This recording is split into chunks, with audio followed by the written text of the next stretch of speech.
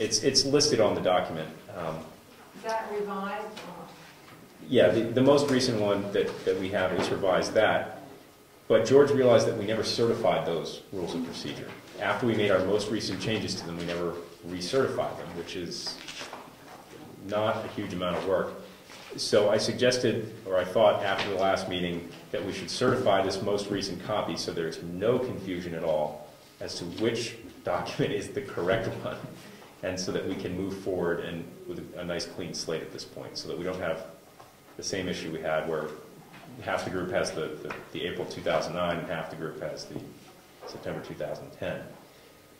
So George, at this point, what do we need to do? I'm trying to remember for certification on this. The document that I have, that I just referred to a little while ago. Let's see. Sorry, how are you saying that the September 13th, I believe, 2010 was not certified?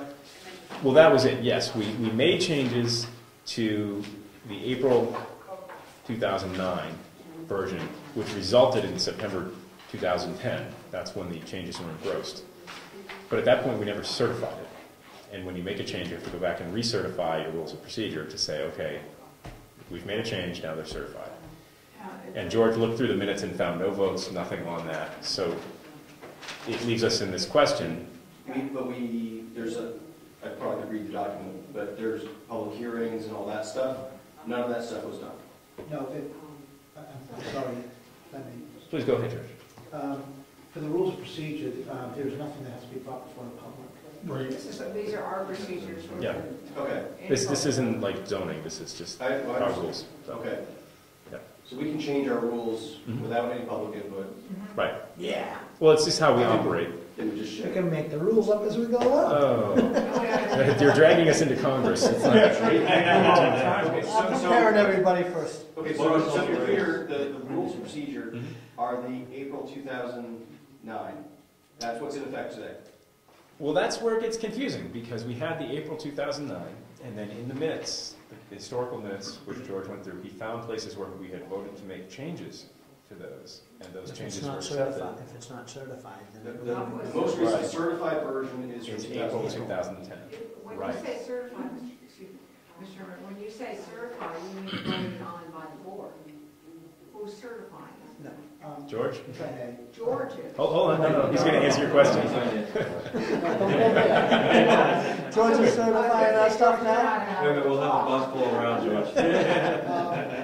Yes, you raised some interesting questions, Gordon. Let's see, one of the changes that took place was on August 23rd, 2010. Another change took place on September 13th, 2010. I actually have copies of the minutes where changes. There was a series of changes that were done, and I can go through some of these, but basically what happened was these were all voted on. They were motions, and they were to be incorporated in the rules of procedure. The actual certification is if you turn to this first page with the first two amendments, all it is a sign. It's supposed to be signed by the town clerk, and so that's the certification process. Just for He signature. signs it at our order. Yes. Okay. Right. And then what happens is it gets sent to those various places that we already talked about, SRPC, OEP, Oh, really? town council, and that's basically the whole purpose. That's because I was always doing that. Oh, okay. But that, so it's basically a technicality. That's all it is. As far as the actual motions, the motions were decided on, and So I would imagine that what happened was that the board said, we'll change the rules of procedure to reflect that, and that was just that the new rules of procedure weren't ever really physically amended. If I could just interject for a second, I have to disagree. We don't actually send this to SRPC. If you look at Appendix E, that it says certification sample, but it says subject, certification of master plan, site plan review regulations, subdivision regulations, building codes, or amendments thereto. We do not have to send our rules of procedure to SRPC and all those different, because there are, and all those other organizations wouldn't care what we do. But the reason we have to submit it to the town clerk is so that there's an independent person out there who knows that we're not monkeying with our rules as we go. So that if a person, conceivably, if there's somebody who came before the board who was aggrieved and had a situation where they felt that the board was acting inappropriately according to the rules, rather than have to trust the board to see whatever the rules are, they could go to the town clerk who would have a certified copy independent of ours, so that there could be no monkey business. Yes, Rob? So, the page, what George handed out today, it says under 20.1, the last sentence, after approval of any amendments, the chair shall file a copy of the amended rules with the town clerk, provide a copy to the board of selectmen, and provide a copy to each board member and alternate. Okay, you're right, there is some So distribution. well, this is dated September 13, 2010. Correct. So assuming that wasn't changed since the last certified version, that would be the rule that applies. Yeah, as long as that wasn't Right, one of the Right, changes. and it probably wasn't. And George could tell us what the changes were, he's got. So, but that's pretty clear on Mhm. who's responsible and what's supposed to happen. Right, and it didn't get done. So- Who was chair at that time? I don't know, we pointed at each other and yelled. Well, it's a nightmare to change these things, because you've got to change all the numbering and Yes, that's a lot to So it. let's certify it. Let's So, just clean it up and at this point, we know that Take care of the it. facts of the case were that our last certified copy was 2009, correct? And then we've had changes in 2010 that were engrossed into the document. And I believe, George, your standard operating procedure is you email those copies out to everybody when there's a change. I actually have already done that. And- Yes. And it says as much right on the bottom of the page. Right. So, I don't know if we actually followed through with the town clerk bit, did we? No, this is, no. The reason that hasn't, I mean, the question is why hasn't this done? The thing is there were so many changes going Yes. on at the time. That's the reason why we postponed that, because it was just constantly happening. We are free to certify and amend our rules as we feel. So certifying this tonight to get us on a clean slate and then move forward with any proposed changes is the best course of action. in I'll my make a opinion. motion to do so. We're certifiable, why not? You want to say something first? I have the September 13th, 2010 copy in front of me. Right. And right before the first section, authority, it says adopted May 10th, 2004, which I'm wondering if that date shouldn't be updated once we adopt. I've seen the format that you're referring to in So board the documents. reason I thought, Yes. when I saw that, I thought, oh, well, we first had rules of procedure in 2004. Mhm. And that may be what it means, but on the handout from George today, it says, planning board rules and regulations revision history. One, the rules of procedure dated October 13, 2003 were adopted May 10, 2004, which is the date that's there. Mhm. And then it goes on to say adopted this date, adopted, and so on. And I'm wondering whether, Mhm. what do we want there? Do we like the 2004 date? Is that, Well, is before then nothing applied? Or should honestly, we- I don't know. I wish Dick Peckham was here today because you've been on the board quite a while. Were you here Yes, before he 2004? born. I was here back in 1996, 7, and 8. That's true, that's true. I'm sorry. Were there rules of procedure back then? There were obviously real rules of procedure. I always thought that May 10th meant that that's when they finally sat down and figured it out. If you look at the old minutes, there were no rules of procedure. Yeah, well, there were some very rudimentary ones. So may I add that I think adopted May 10, 2004 gives a certain amount of gravitas, weight to the importance of the planning board as a public relations thing. I think it's important to have the revision history so that people can understand where things changed. I'm sorry, Jim, you had a question? Well, I was just, standard operating procedure is when you have an adoption of a document, you have to then list any further amendments after that point, but the original adoption date remains.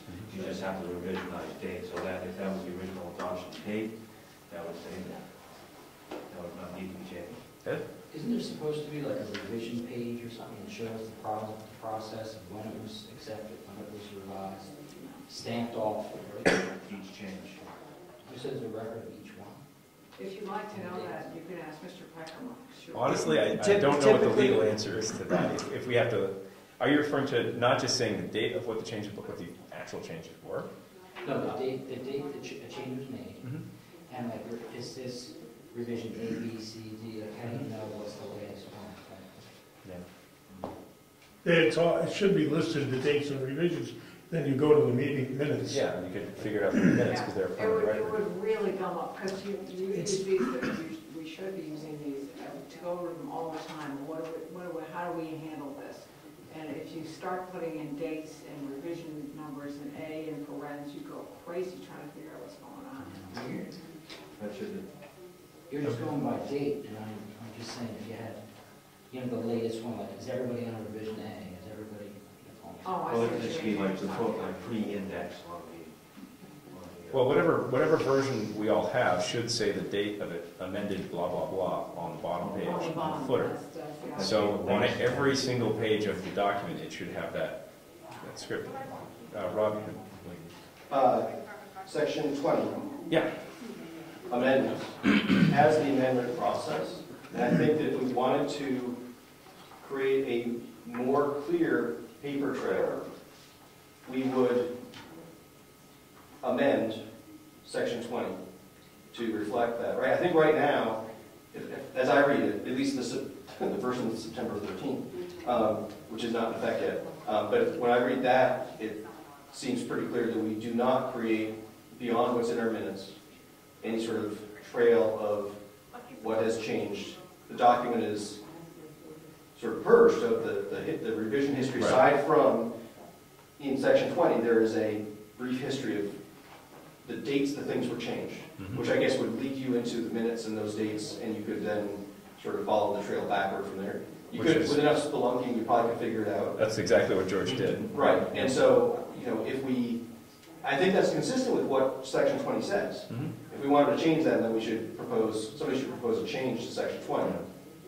But for tonight, I would just, before we certify these, then make changes going forward, so that we have no more confusion as to, is it 2009 or 2010? We can say it's 2010 that we're actually amending, because when the subcommittee met last fall, those 3 or 4 meetings, what we actually reviewed was the 2010 document. So not the 2009 document, which is why this comes up. Eddie was first. Yes, Traditionally, we keep a record in the back. Every change is dated, and the latest copy is signed, so that when you make another revision, so you know that if you have a signature on there, that's the working document. The dates are just, you'll have to do your history and your homework. So when you make another change, the date that that one had on it goes on the ledger, and then the new one is signed, and that's how you know which copy is the present one. Just to remind the new members on the board that these rules of procedures, if there's a legal question, the attorneys can go right, they do look at our rules of procedures in the planning board, in their rules of procedure, and they will cite references that they say they're going to do this and they didn't. And that happened a couple times. Yeah. We were joking before the meeting that if you can't beat people on the facts, you beat them on procedure. And that's why That's right. you've all noticed me, particularly in the last 2 years with Janet and Ed, that whenever something big came up, I'm always saying, so do the procedure. Because I don't want that to be our life. You're a great help. This is, we've all agreed that this is what we're going to do, and if we don't do it, we're in trouble. Yes. And there's no question about us not understanding. Yeah. Rob? Okay, I think you're proposing that we accept what's here. That we certify what we have. Okay, so I would like to read a couple sentences from the rules of procedure, assuming that these are in effect. From section 20.1. These rules of procedure may be amended by a vote of a majority of all the regular members of the board, provided that a printed copy of such amendments is in the hands of each member 1 week or more immediately preceding the meeting at which the vote is to be taken. Okay, so it's majority vote of the regular members, which are not alternates. Right? That's what I read as not alternates. Yep. And that there's a 1 week notice by form of printed copy Yeah. of the notice, not email copy, Yeah. printed copy, in the hands. Yep. Not just in a mailbox, in the hands of each member. Yeah. So, Well, that's so I a think great point. so I would ask the question to the chairman, do you think that that procedure has been met in No. the case of the 2010? We would need to go back. That's a very good point. We would need to find out who voted on those amendments. Well, you don't have to look at who's voted. If we want to adopt it, then you need to certify that the regular members have all received a printed copy of the